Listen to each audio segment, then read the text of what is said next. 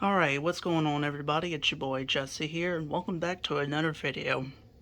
And sorry that there hasn't been a lot of videos recently, or a lot of live streams. I've just been very busy and haven't had the time to make any content lately. But as you can see here, this computer right here, and you're probably wondering, what am I about to do with this computer? Well, I got 3 things that just came in the mail today. Western Digital, here I'll actually turn the flash on so y'all can see it. Western Digital Blue, SA510 500 gig SSD Drive. Western Defective, as some YouTubers call it. In the middle here we have a 9 Plus Wi-Fi adapter. It's a dual band, so it supports 2 gigahertz and 5G. 2G and 5G, it supports that. And right here, the cable matters. This is a 4-pin Molex to SATA power. And I'm going to explain that why in just a little bit, why I have this. They don't sell it in a single pack, unfortunately, so it's a 3-pack 6-inch SATA power cable. So basically it converts Molex to SATA. And again, I'll explain more about that in just a little bit.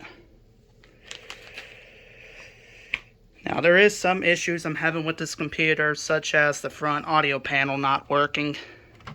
This computer is custom built, as far as I'm concerned. One of my friends thought it was an Alienware PC. Well, it turns out it's not new enough to be an Alienware PC. So it's got two USB ports in the front, headphone, microphone. I think this computer was optional to have a floppy drive because it has a floppy on a circuit board. On the back here, for whatever reason, you got 2 power connectors, or power ports. Not sure why that is. Coming down here, you have the keyboard, mouse, PS2, whatever that's called. I forgot what it's called exactly. I think it's called PS2 input. Serial, printer cable. The VGA, it has that red X around it. You'll see why here in just a moment. 4 USB ports in the back, Ethernet. I'm sorry, yeah, let me get down. I'm not even pointing the camera right. So yeah, 4 USB ports in the back, an Ethernet port, and you got mic in, audio out, line out, line in, and you gotta add in graphics card, which is a NVIDIA. I don't even remember what the model was. We'll have to look at that later. But yeah, like I said, front audio panel does not work. It's either because somebody messed up the connections, or it's probably because it's not the original OS. I'm really not sure exactly. But I'm going to take this apart, and I'll give y'all an inside of what it looks like. Alright, I'm back, and here's the inside of it. I think that's the processor right here. It's a gigabyte. Obviously, too old to be an Alienware PC. Or, you know what I mean. Not really much. This is custom built, I believe. Here's the power supply. I did oil the fans off camera about a week ago, so it should be all working just fine now. But here is the NVIDIA card. Yeah, I don't know if I can find the model for it, but we'll look at it later on. It's no big deal. Here's the what is this called? The PCB, or no? I guess the PCB cable. And for whatever reason, the first 4 on this side were not attached to the rest of it. I don't know if it's supposed to be like that. Maybe it is, as you can see. And the only thing that was missing out of this computer was a hard drive. And I had a spare 3.5-inch, I believe it is, hard drive that I just put in here. So yeah. But this is the reason why I needed this. Now, for whatever reason, this wire right here is SATA power, but there's no extra SATA power for the CD drive. And I don't even remember if the CD drive even works. I didn't think to test it. I don't know if I tested it when I first got these computers. Or this computer, I should say. Yeah, that's pretty much it. I know the CMOS battery was replaced because of, yeah, the CMOS was dead, so I had to change that. It's running SATA 0, SATA 1 is the hard drive. It has up to 4 SATA ports. You can have 4 SATA ports. And, oh, it does have, I did not realize this computer had the PCI EX. I could have ordered a SSD drive that had that. There are SSD drives that have this same type of connection, I think, and I didn't realize this computer had that. Whoops. Oh well. It's no big deal. Alright, I think I'm going to start by grabbing one of these things out. Like I said, it is a 3-pack. I wish they would have sold it in a single pack. It would have been a lot cheaper, but I guess I can understand why. Anyways, I'll get this hooked up, and I'll be back. Or I guess I'll do it all in one. I'll hook this up, and then maybe figure out if this SSD drive can be mountable or not, or if it's mountable. Hope it is, because I don't think they make 3.5-inch SSD drives. Anyways, I'll be back in just a little bit. Alright, I got everything all hooked up. Unfortunately, I had to do a little change here. This cable, which is the SATA, did not fit on it, or it's not long enough to reach the SSD drive, which I have it mounted all the way down here. And it didn't come with mounting screws, but try to find the screws that fit. And as you can see, it's mounted. It's not wide enough to mount to the other side, but it is what it is. I mean, you could probably get a mounting bracket for it, but I just don't have the time for that right now. So now I have this cable, the 4-pin Molex SATA, running from right here instead, because this was supposed to run to the drive right down here, but it's not long enough. So CD drive's going to go on that, and SSD is going to be running on to that. You get what I mean. This has some plug and play to it. These contacts on here are like wobbling and not in place right or something, but I got it all hooked up. And I have to install an OS on here, so I'm going to have to figure that out. The thing about the side fans is they have an extra 4-pin Molex you can hook up if need be. So, yeah. Alright, I'm going to get this all hooked back up, and I'll be back. Okay, real quick, actually, before I put the side panel back on. Here's the front audio panel right here. I'm sorry, the front audio cable right here.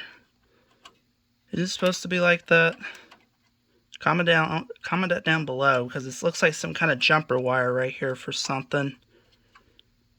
I keep thinking that might be the reason why keep thinking that maybe the reason why the front audio panel ain't even working. But I'm really not sure exactly. If that green wire is supposed to be like that, let me know. Otherwise, it's just some connection towards up here. That's bad. Anyways, yeah, let me go ahead and put the side panel back on now. I'll give you one more look at the circuit board real quick.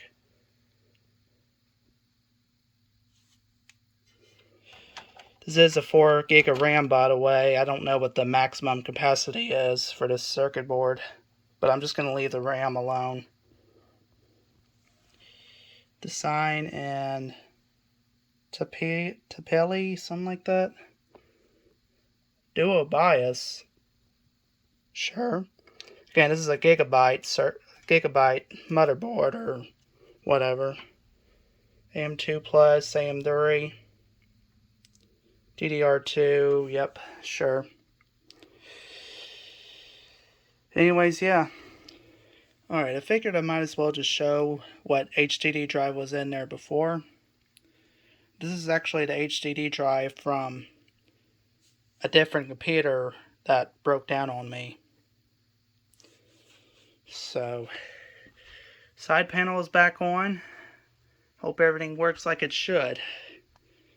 And I'll be back in a little while to see if it works. But right now, I'm going to take a break.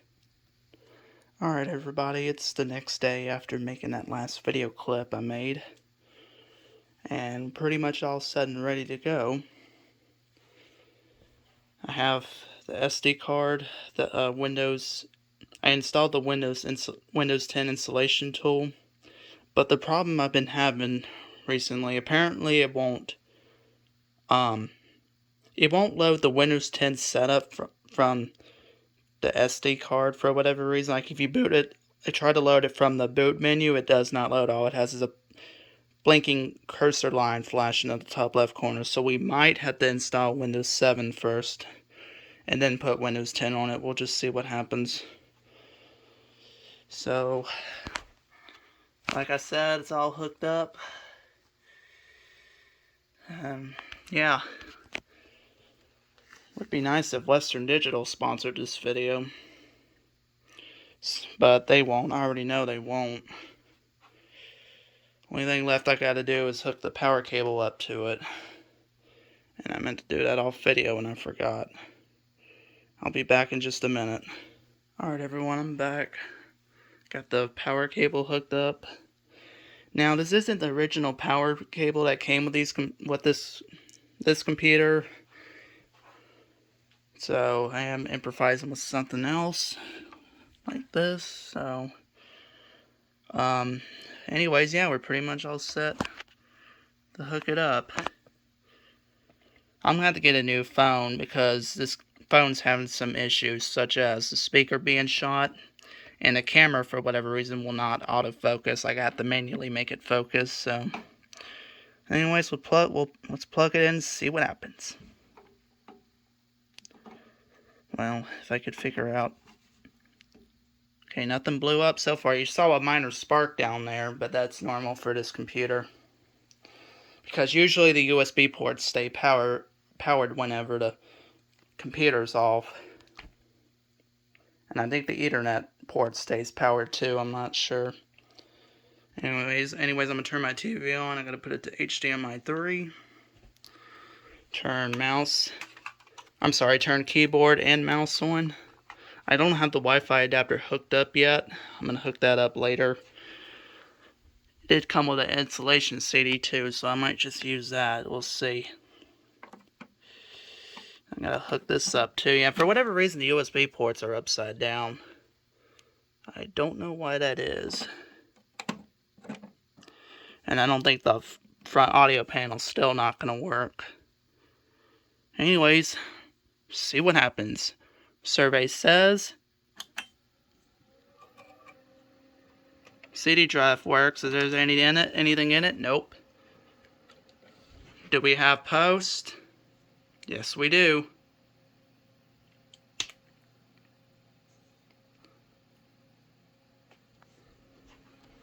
It's like all the fans and stuff are working.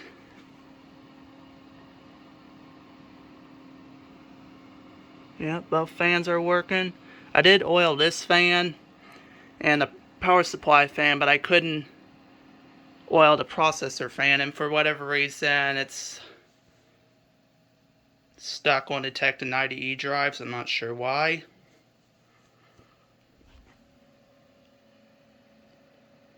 Huh.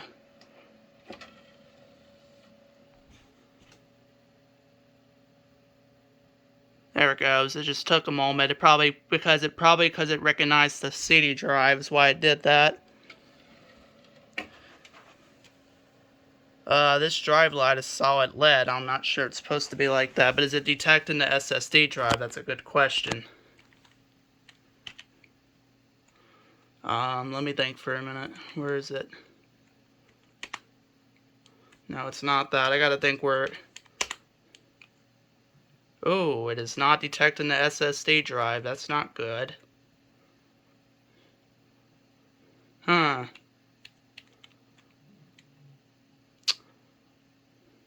That's not good. It doesn't say anything about the SSD drive. I'm gonna have to see if it's getting... Hold on. I'm gonna have to see if it's getting power. I hope I didn't mess nothing up.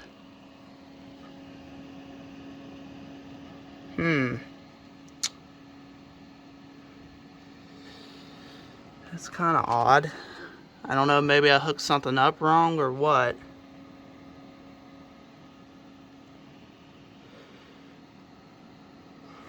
Alright, well, let me see what the heck's going on then. Because I don't know if that SSD drive's getting power. I'll have to check that. Let me take the side panel off and see what's going on. I'll be right back. Alright, I got the side panel off. I'm going to see if it will... oh, I didn't mean to close that panel there. I'm actually going to feel and see if the SSD drive's getting power or not. Let's see.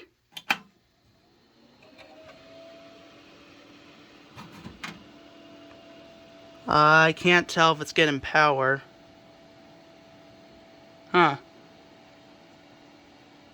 Well, I feel some air right here. It might be getting power, but I'm not sure.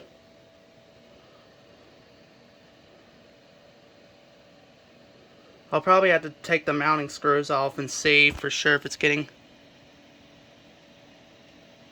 I can't tell if it's getting power or not. I don't think it is. Now I think I probably know why it's having a delay detecting the IDE drives, I should say. Which, this might be impossible to upgrade to an SSD after all. Yeah, I know it's detecting the mass storage, but I don't know if it's detecting... Yeah, see, this is what I was talking about. When you try to boot it, load the Windows 10 setup from the SD card itself, it doesn't. It just does that. So you probably will need to... You know what? I did this, and then this just popped in my head. I probably got to set up a partition on that drive, and I just realized that. So I probably am going to have to switch this to my laptop, move my external drive adapter, or I should say external SATA IDE drive in here. Oh, see, the drive light just went off. Huh. Alright, so I guess that's what I'm going to have to do, is create a partition on it, and I'll figure something out. So let me go ahead and turn power off again. Now I got to hold it. Hold on. Well, let's actually reset it, and then... Well...